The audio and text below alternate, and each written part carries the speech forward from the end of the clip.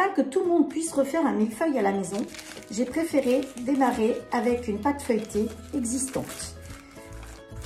Si vous préférez faire votre pâte feuilletée maison, il n'y a pas de souci. Vous trouvez sur le clavier de marle ma recette. C'est une recette très rapide avec la technique de la serviette de table et de l'escargot. Donc, pour le millefeuille, il vous faut une grande pâte feuilletée que vous posez sur votre scie-pâte, comme ceci. Ensuite, ce qui est très important, c'est de beaucoup la piquer. Alors, vous regardez comment je pique. Je tiens ma pâte et en même temps, je descends comme ça. Vous voyez que la pâte va être énormément piquée parce qu'il ne faut pas qu'elle lève trop. Donc, ceci est la raison pour laquelle il faut vraiment y aller en piquant énormément.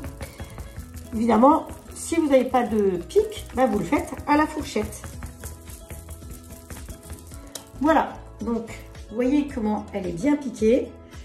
Je vais pouvoir la mettre sur la scie-pâte et là, je vais l'enfourner à 200 et quelques, attendez, à 230 pendant à peu près 7 minutes. Au bout de 7 minutes, je vais la sortir. Voilà, la première pâte est sortie et je vais la saupoudrer grâce à la passoire avec du sucre glace, largement comme ceci, afin qu'elle caramélise dans le four. Pour gagner du temps, j'ai cuit les deux pâtes en même temps. Donc, je mets celle-là au four et je récupère l'autre. Voilà. Et elle va à nouveau cuire sec. La crème pâtissière étant faite, je vais en verser la moitié sur le roule-pâte, comme ceci.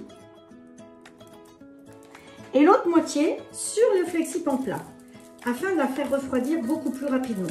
Hop. Voilà. N'en gaspille pas, hein. L'important c'est que meilleur de la crème. Alors ma crème pâtissière, je lui ai mis de la vanille liquide ainsi que de la vanille en grains. Ces produits, vous les retrouvez après si vous avez envie sur la boutique, si ça vous fait plaisir. Hop. Voilà. Donc là, je vais étaler un peu ma crème pâtissière. Vous voyez qu'elle se tient bien. Et je vais rabattre comme ceci. Le roule-pâte, vous le reconnaissez, le roule-pâte, il me sert à étaler les pâtes. Mais là, il va me servir à faire refroidir une crème pâtissière, comme je l'explique très souvent en atelier. Donc, elle est posée ici. Donc, dans quelques minutes, ça va être chaud ici. Donc, au fur et à mesure, je vais la déplacer. Ce qui fait qu'en 10 minutes, pratiquement, je vais faire refroidir ma crème pâtissière. Pour le roule-pâte, pareil, je vais répartir la préparation et je vais la filmer afin de ne pas avoir cette fameuse pellicule qu'on a souvent sur une crème pâtissière. Donc, en fermant ici et en mettant un film avec le dérouleur de film directement là-dessus, comme ceci, on chasse l'air partout et de ce fait, eh bien, nous n'aurons pas de pellicule. Alors, pareil, même combat que pour le roule-pâte. Au bout d'un moment, ici, ça va être chaud. Au fur et à mesure, je vais le déplacer sur mon plan de travail pour que ça refroidisse plus vite. Et en 10 minutes, tout aura refroidi et on pourra passer. Une fois votre pâte bien refroidie, vous posez le cadre comme ceci et vous allez appuyer dessus et récupérer avec la corne l'extérieur, comme ceci. Et surtout, vous ne le mangez pas. Nous en aurons besoin plus tard. Donc, vous faites la même chose avec la deuxième pâte. Une fois les deux pâtes coupées avec le cadre, vous en mettez une au fond. Puis, vous allez pouvoir voir que la crème pâtissière a bien refroidi et il n'y a absolument pas de peau dessus. De la même manière, là, si j'enlève le film alimentaire, vous voyez qu'il ne colle absolument pas après. Donc, cette crème pâtissière, je vais la répartir sur la première couche. Une fois qu'on a étalé la première couche de crème pâtissière, on va se servir de ces chutes, justement, on va mettre à l'envers et on va appuyer bien dessus et ce sera l'étage du milieu. Voilà. On se sert de toutes les chutes, il n'y a pas de gaspillage pratiquement. C'est pour ça que c'est interdit de manger les chutes avant d'avoir fini le millefeuille. Voilà la deuxième couche de crème pâtissière et je fais finir en mettant le dernier rectangle voilà, par-dessus.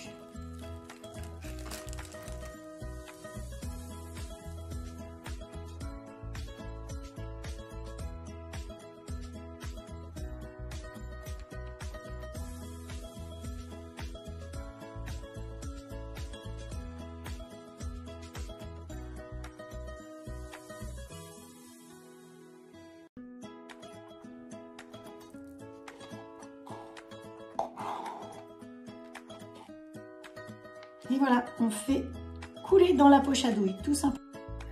Une fois que vous avez réparti bien tout le sucre dessus, vous allez pousser simplement jusqu'au bout du cadre pour éviter de revenir 2 fois au même endroit.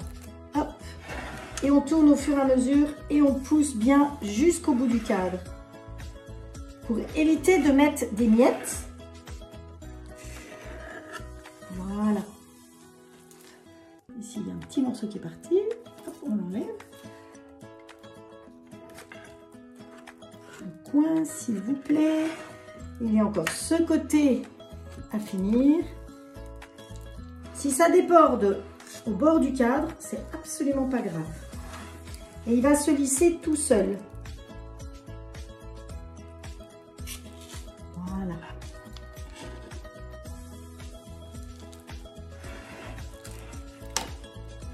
Ensuite, eh bien, la raison pour laquelle vous avez suivi cette vidéo, c'est de savoir comment on va faire les rainures. Alors, je vais partir tout simplement d'un côté et faire des grandes lignes transversales. Alors moi, j'aime bien le faire dans la largeur. Il y en a qui vont le faire dans la longueur. Surtout, aller assez vite parce que sinon, on a tendance à trembler. Et si on tremble, ben, ça va se voir.